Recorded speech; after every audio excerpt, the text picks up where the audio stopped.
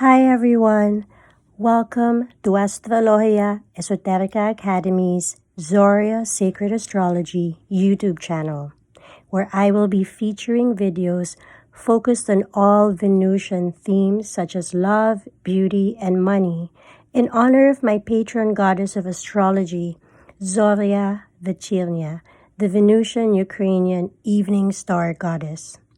So let's cut to the chase.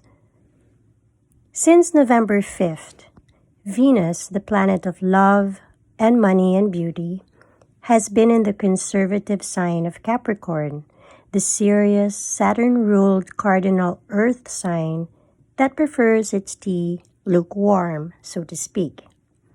Under Capricorn's influence, which tends towards no-frills formality, Venus gets more buttoned up, trading in evening wear for a sensible, though still chic blazer and trousers on some. In essence, Venus in Capricorn is more mature.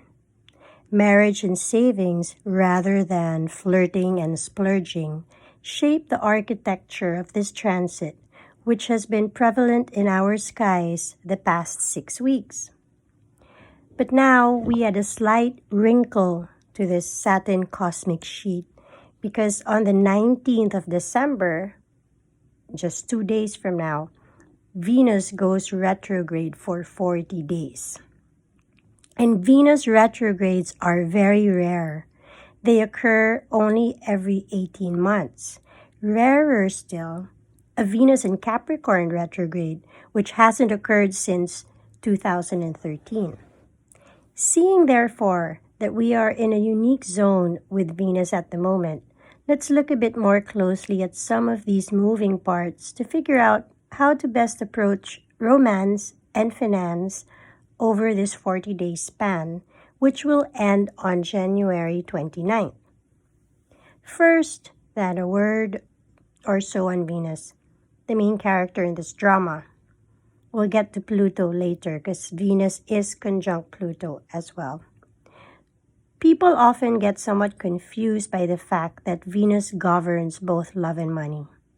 The sentiment usually goes that love seems contrary or above something as crass as cash. If, however, we think of the V in Venus also standing for things we value, perhaps this money-love nexus makes a bit more sense. Indeed, Venus names a desire that helps us identify and connect to things we hold dear, be they material objects such as money or via money, or spiritual subjects via love.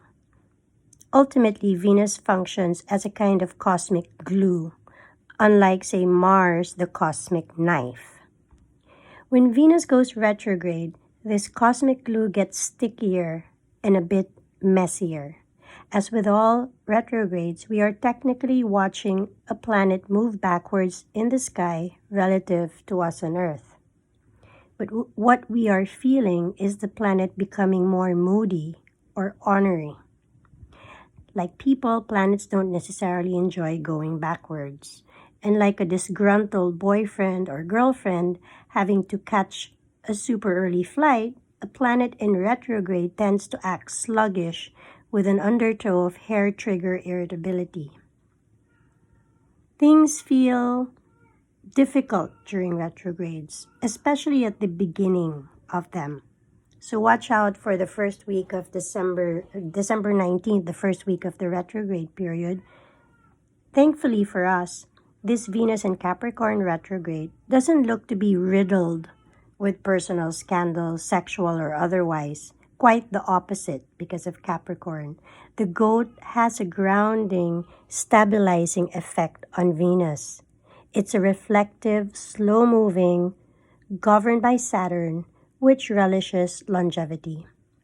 But Capricorn can also be distanced and removed. The concern for this retrograde, then, isn't too much attachment, but perhaps too much detachment.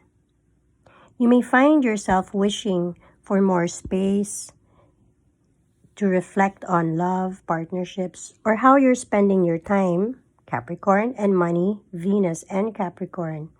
Indeed, Capricorn could also have a feeling of being extra frugal, maybe miserly, which both a retrograde and Capricorn in the picture, with both a retrograde and Capricorn in the picture, there might be an overly calculating, dry, or non-emotional approach to things we hold dear.